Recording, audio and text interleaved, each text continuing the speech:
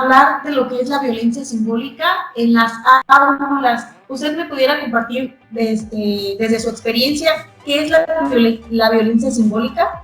La violencia simbólica todo el tiempo está muy vinculada con la currícula oculta que tiene el maestro y sobre todo con todo el aparato de prejuicios que tenemos en nuestros modelos mentales. Yo te puedo decir que ahora me he hecho consciente de que sí he ejercido la violencia simbólica, por ejemplo, cuando yo no comparto una corriente filosófica específica o una corriente de la psicología. Yo soy muy abierto a decir que no la acepto, y eso sencillamente está violentando a las personas que tienen esa concepción. O sea que uno tiene que ser muy cuidadoso y tiene que tener, mira, la educación es un proceso consciente y dirigido. Uno tiene que de forma consciente realizar el proceso de influencia en las personas para que las personas aprendan, para que las personas reflexionen. Pero muchas veces en ese proceso se meten cuestiones inconscientes, subliminales, que uno hasta que no conoce el término no se da cuenta del impacto que puede tener. Por ejemplo, te comentaba ese caso del fenómeno de que hay una corriente psicológica que yo no comparto, pero que le hago un rechazo brutal y no deja de ser un prejuicio mío. Entonces cuando me dicen, no, yo soy de esa corriente, automáticamente pongo la barrera y trato de forma consciente de no hacerlo, pero en el inconsciente, allá abajo en lo último, estoy violentando a la persona porque automáticamente no se está sintiendo con plenitud. No sé si transmito la idea. Sí, claro que sí, profe. ¿Y cuál cree en este caso que usted nos menciona, cuál cree que sería la repercusión para el estudiante? Mira, te estoy hablando de gente de maestría que tienen un nivel, que se supone tengan un nivel de madurez determinado. Yo creo que ahora que me empapo en estos términos, me doy cuenta de que pudo haber afectado. Claro está, también tú tienes que ser muy objetivo, tienes que ser muy imparcial y emociones aparte. Si es bueno, es bueno y hay que reconocerlo. ¿Te das cuenta? Sí, claro. Ahí viene mucho el problema de la profesionalidad del maestro, porque el maestro a veces tiene que pedir disculpas, ofrecer disculpas. Te ofrezco disculpas, yo me equivoqué. Yo recuerdo hace unos años, bueno, ya hace más de 40 años, que tuve alumnos en la preparatoria en Cuba y ejercí violencia simbólica con ellos de forma inconsciente, porque por la cuestión filosófica que manejaban, yo les hice rechazo y eso tiene que haber influido en ellos. Y quizá yo dije, no influye en su evaluación, pero no es cierto. La evaluación es un proceso eminentemente subjetivo y están las percepciones del profesor y están sus puntos de vista y están sus creencias y sus convicciones. Entonces, qué bueno que tocan ese tema, porque creo que es un tema interesantísimo. Me imagino que sea que a la hora de concebir los programas, el maestro tenga que desprejuiciarse de todos esos elementos para hacer entonces un proceso que sea lo más democrático posible y que sea lo más efectivo posible, sin que medien esas tendencias del maestro. Aunque fíjate, la currícula oculta existe siempre y esa va a estar presente en la forma en que el maestro interactúa y procesa y desarrolla ese acto único de creación que es la clase. ¿Usted cree que las instituciones actuales estén trabajando bajo la normativa de erradicar la violencia simbólica en las aulas? Te voy a ser sincero, yo creo que no, porque es un término extremadamente sofisticado, es extremadamente fino, es una cosa muy wow, como te voy a decir. Yo te repito, el diseño curricular depende mucho de la percepción del maestro.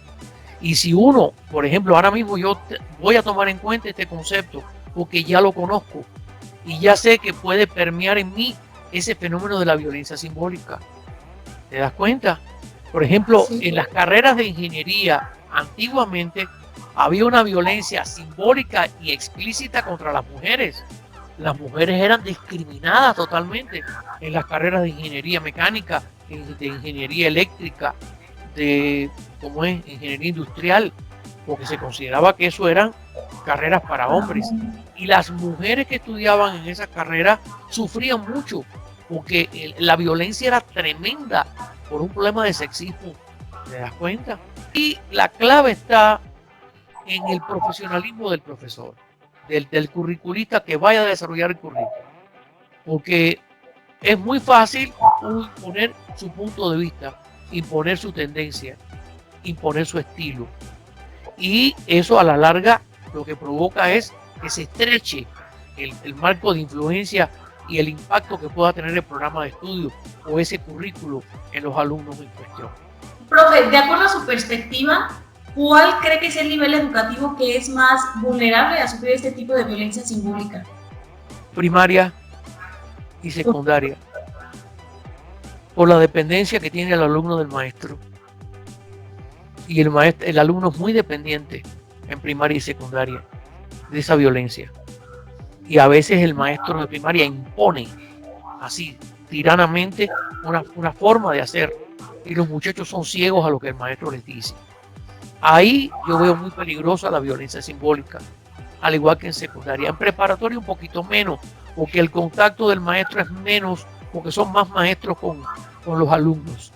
¿Te das cuenta? Pero en primaria, que es todo el tiempo, el maestro tiene que tener un gran profesionalismo y un gran aplomo para no dejarse llevar por las etiquetas.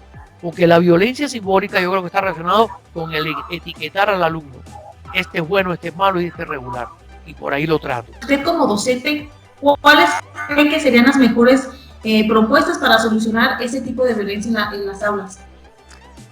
La reflexión de la práctica. Esa es la clave, que el maestro reflexione y que el maestro tenga una coevaluación con otros profesionales como él. Porque si el maestro se queda encerrado en sí mismo y pensando que tiene toda la verdad, ahí mismo está perdido. Yo creo que ahí la clave está en la reflexión acerca de la práctica y que esté constantemente preguntándose si la ha ejercido o no. Pero primero tiene que conocer el concepto.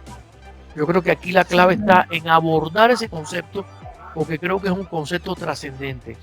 Es un concepto que trasciende porque puede marcar a una persona para toda la vida. Mira, Belén, yo he conocido historias aquí que son de horror y misterio. El salón de clase que el maestro los ordena por la fila, los inteligentes, los burros, los no sé qué, los no sé qué. ¿Tú te imaginas eso? ¿Qué impacto puede tener en un niño de primaria que esté en la fila de los burros? Sí. Porque se equivocó, o le pongan unas orejas de burro, como me pusieron a mí en la primaria porque no le puse el acento en la U a la palabra azúcar. Y me tuvieron como 2 horas con un gorro de burro, con orejas, sentados de espalda al salón. ¿Te imaginas? Sí, o sea, sí, a eso me refiero. O sea, ¿cómo repercute psicológicamente o emocionalmente en el alumno este tipo de conductas que el docente, por no conocer este concepto, inconscientemente lo está practicando? Ay, Belén, en este negocio de la docencia, uno no sabe ni con la que gana ni con la que pierde, porque a veces hacen una cosa bien intencionada y el impacto es totalmente negativo, y otras veces hacen las cosas sin pensarla y el efecto es de que usted me marcó para toda la vida. ¿Me entiendes? O sea, el fenómeno de la percepción del alumno es muy compleja, porque está mezclado con emociones, con sentimientos, con estados de ánimo. Entonces el maestro tiene que ser muy neutral, tiene que ser muy respetuoso. Yo, por ejemplo, uso mucho el humor, el juego, la carrilla, pero eso puede dañar a alguien. ¿Te das cuenta? Y a veces uno no se da cuenta, porque lo hace con una intención, pero el efecto es otro.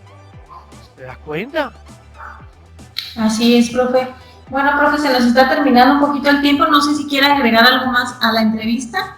No, que hay que este concepto manejarlo y difundirlo y hacerlo explícito, porque sí es importante que haya una reflexión sobre este aspecto.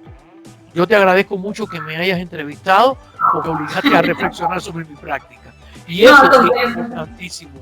Eso para mí es alimento para la vida. Al contrario. Muchísimas gracias por su tiempo y sobre todo por su experiencia y su conocimiento.